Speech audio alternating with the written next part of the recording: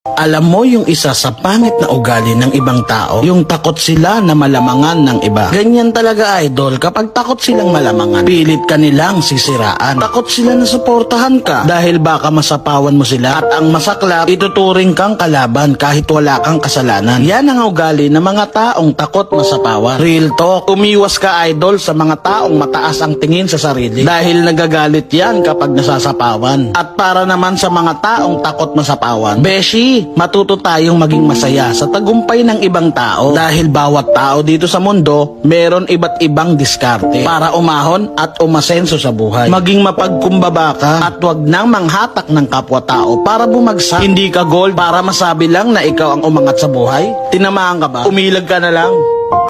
Alam mo yung isa sa pangit na ugali ng ibang tao? Yung takot sila na malamangan ng iba. Ganyan talaga, idol, kapag takot silang malamangan, pilit ka nila